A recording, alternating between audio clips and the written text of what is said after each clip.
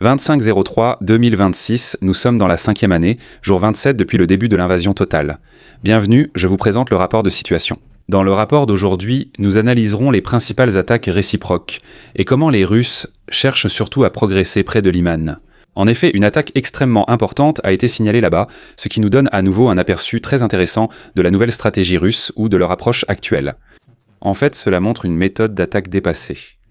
Nous allons aussi analyser deux informations intéressantes sur les drones venant des deux camps. Également un problème de communication très intéressant, je vais l'appeler ainsi, du côté russe, et bien d'autres choses encore. Sur les images actuelles que nous pouvons voir en ce moment, il est très probable qu'un avion suédois Saab 340 AEW et C soit visible au-dessus de l'Ukraine. La silhouette ainsi que le radar caractéristique sur le fuselage indiquent clairement qu'il s'agit de cet avion de détection et de commandement aéroporté que nous avions déjà examiné il y a un an. Il y a un peu plus d'un an, lorsque les Suédois avaient annoncé qu'ils allaient le livrer à l'Ukraine. L'utilisation possible de ce système revêt une importance considérable pour l'Ukraine, car cet avion sert avant tout à la surveillance de l'espace aérien et à la conduite des opérations. Il peut détecter des cibles à grande distance et établir en même temps une image complète de la situation, qui est ensuite transmise à ses propres forces aériennes et terrestres. Cela signifie surtout que les avions russes peuvent être détectés très tôt. Dans le conflit actuel, où l'espace aérien est très disputé, un tel système permettrait à l'Ukraine de détecter plus tôt les mouvements aériens russes, de mieux coordonner les menaces et d'utiliser sa défense aérienne plus efficacement. Cela améliore aussi la coordination des avions de combat, avec une attribution plus précise des cibles et de meilleures missions coordonnées. Si l'utilisation permanente se confirmait, ce serait une étape supplémentaire vers une conduite de la guerre aérienne nettement plus connectée et moderne du côté ukrainien, où les capteurs, la défense aérienne et les forces aériennes seraient étroitement intégrés. Selon Airbus Ukraine, les forces ukrainiennes ont abattu un nouveau drone russe de type Klein, jusqu'à présent rarement utilisé. Il s'agirait apparemment d'un système compact d'attaque ou d'une drone kamikaze avec une portée d'environ 120 km et une ogive d'environ 5 kg. Les experts estiment que la technologie employée est particulièrement remarquable. Le drone serait équipé d'une solution de batterie moderne, ce qui lui permettrait d'avoir une portée relativement élevée malgré une taille très petite et très compacte. À cela s'ajoute une autre capacité potentiellement pertinente.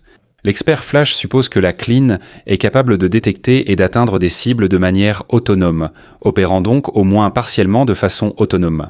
Si cela se confirme, cela compliquerait la défense, car de tels systèmes dépendent moins d'une connexion radio continue ou d'un contrôle externe. La destruction fournit donc non seulement un succès, disons tactique, mais aussi la possibilité d'étudier un nouveau drone russe. C'est aussi une autre forme de guerre de recherche, une guerre des technologies, une guerre où chacun essaie constamment de proposer une nouvelle solution ou un nouveau type de drone qui remplace l'ancien ou peut éliminer certaines faiblesses. Et l'autre camp essaie exactement la même chose. Et justement pour les plateformes peu connues, du côté russe, cela a été particulièrement précieux pour l'Ukraine afin d'adapter plus rapidement les contre-mesures et de mieux pouvoir contrer les futures opérations. Restons justement sur le sujet des drones. La munition rôdeuse ukrainienne Bulava montre en mars une nette augmentation de l'intensité de son utilisation et fournit de plus en plus de résultats visibles. Un peu comme à l'époque des drones FP2, selon les données disponibles, l'utilisation a atteint un niveau record jusqu'à présent, ce qui indique que ce système a désormais été pleinement intégré dans la conduite des opérations ukrainiennes. Rien que les frappes documentées de ce mois-ci incluent une série de cibles de grande valeur de la défense aérienne russe. Cela inclut notamment des systèmes Buk M3 ainsi que des véhicules de rechargement Buk M2, un Buk M1, un Stradler 10, un Tor M1 ainsi qu'un véhicule anti-aérien Zu-23. Le chiffre réel est sans doute plus élevé, car toutes les opérations ne sont pas toujours rendues publiques. De plus, il est très frappant que la Bulava ne soit pas utilisée exclusivement contre la défense aérienne.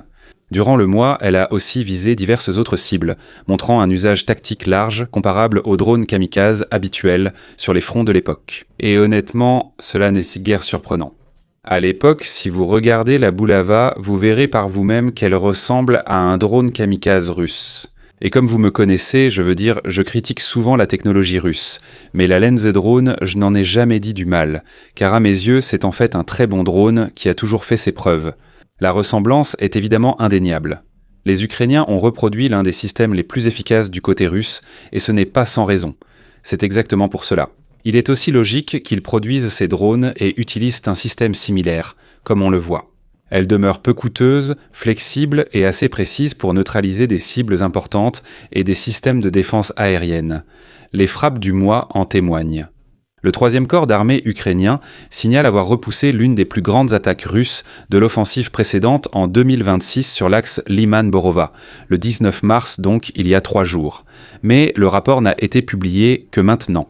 Les autorités ukrainiennes affirment que les forces russes ont attaqué sur 7 fronts à la fois. Plus de 500 soldats ont été engagés, ainsi qu'environ 28 véhicules blindés et 100 motos, quads et buggy. Cette composition n'est pas due au hasard, mais reflète la doctrine actuelle d'attaque russe. Une combinaison d'éléments mécaniques classiques et d'unités d'infanterie légère hautement mobiles, qui doivent se franchir rapidement le terrain. Malgré cette approche massive, l'attaque a été complètement repoussée selon les autorités ukrainiennes. Les positions ukrainiennes ont tenu et les pertes russes s'élèveraient à environ 400 hommes. Aucune information n'a été donnée concernant leurs propres pertes. Même si de tels chiffres doivent bien sûr être pris avec précaution, l'ampleur montre surtout une chose. L'attaque a échoué et a été extrêmement coûteuse pour les assaillants. Cette avancée fait partie de la grande offensive russe en cours.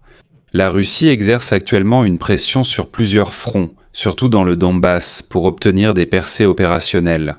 On constate aussi que l'on retombe dans un schéma bien connu. Des attaques massives et rapides, misant sur la percée et la puissance, ne fonctionnent plus vraiment dans une guerre de drones. Et c'est précisément ce schéma qui s'est déjà révélé problématique lors des phases précédentes de la guerre. De telles attaques sont certes impressionnantes par leur ampleur, mais elles présentent un inconvénient majeur. Elles sont détectables très tôt. Les mouvements de grandes unités, en particulier avec des véhicules blindés, génèrent une forte signature, tant sur le plan visuel que dans le domaine du renseignement. La doctrine d'attaque russe montre que la doctrine d'attaque russe a été plus efficace ces derniers mois avec d'autres types d'attaques que par exemple les petits groupes d'infiltration. Elle regroupe quand souvent peu de soldats, avancent à pied ou en véhicules légers et tirant en partie des failles de la ligne de front qui, du fait de sa longueur et du manque d'effectifs, n'est pas partout densément occupée. Si ces groupes s'infiltrent sans être rapidement découverts, ils obtiennent des positions clés, avancent dans l'arrière-pays, s'y regroupent et occupent la zone, rendant leur éviction difficile. Lorsqu'une grande offensive s'est lancée, on observe encore le même résultat que ces dernières années. Ce type de guerre a permis à la Russie d'obtenir localement de petits succès à plusieurs reprises. C'est-à-dire on misait sur de petits groupes d'infiltration plutôt que sur de grandes offensives, sans être vite découverts. L'attaque observée dans la région, ainsi que sa doctrine, contrastent nettement. Au lieu de mouvements discrets et flexibles, une vaste offensive y a été menée. Le résultat met en évidence la faiblesse de cette approche dans le combat actuel.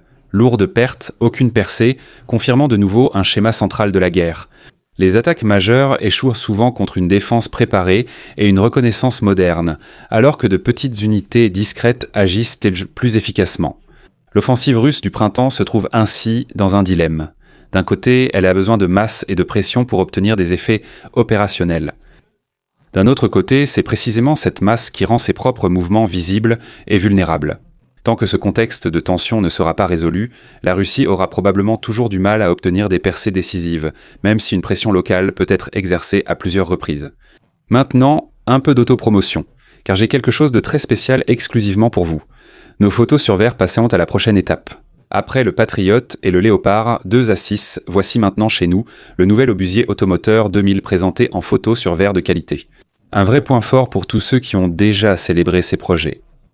Les commandes groupées sont ouvertes jusqu'à fin avril, puis rouvriront vers la fin de l'année. Profitez-en pour découvrir cette belle pièce.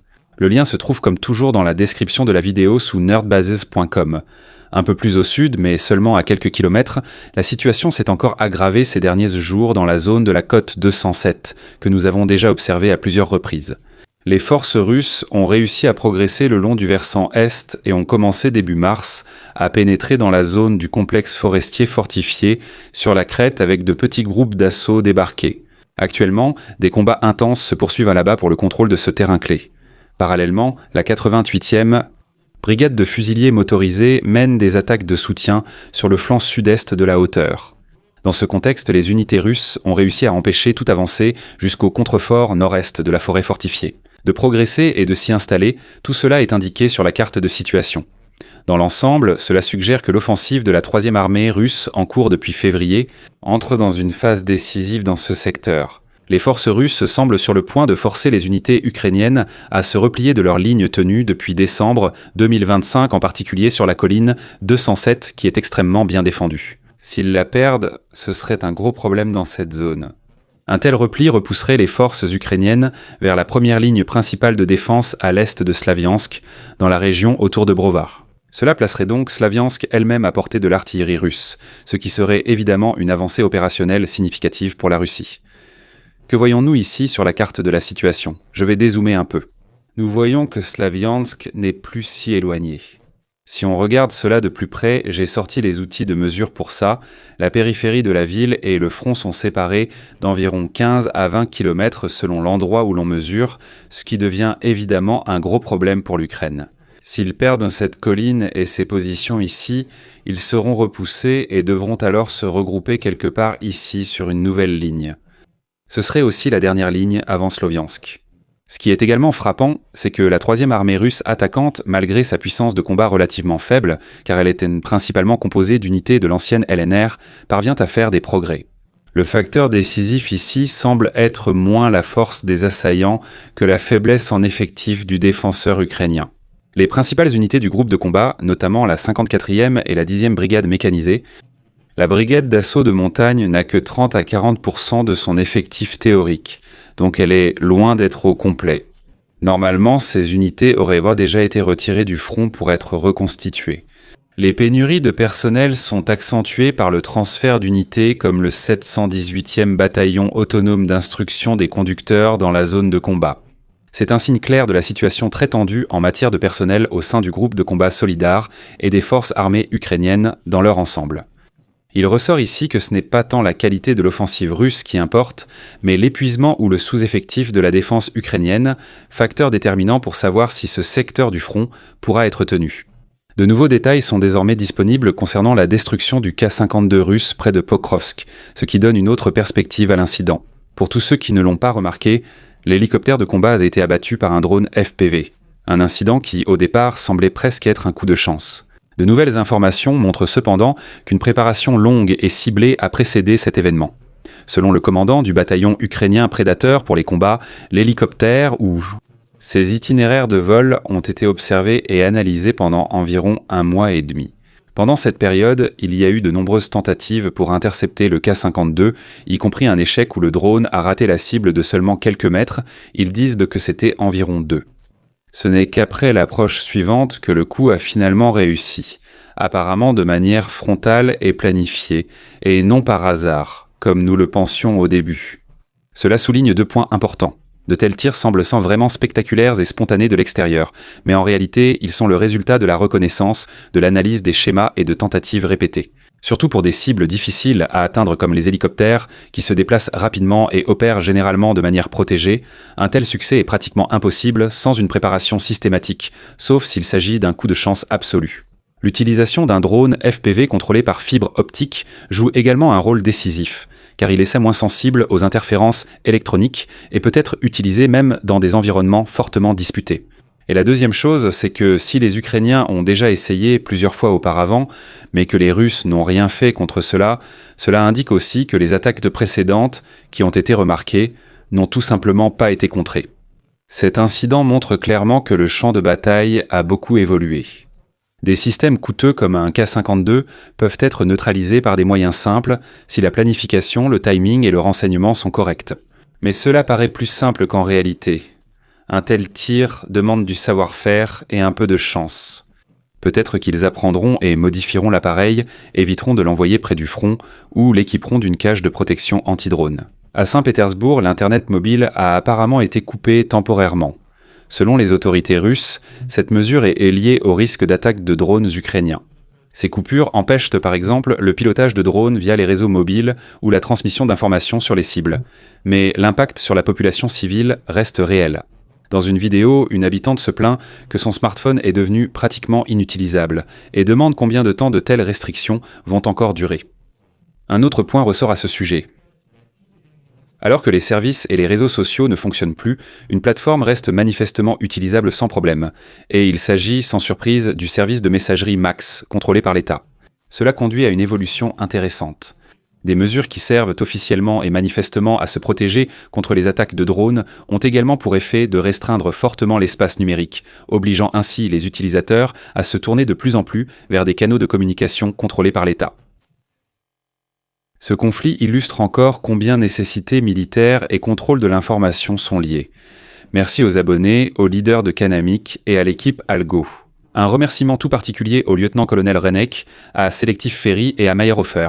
N'hésitez pas à vous abonner, à liker et à laisser des commentaires, et à bientôt pour le prochain rapport de situation.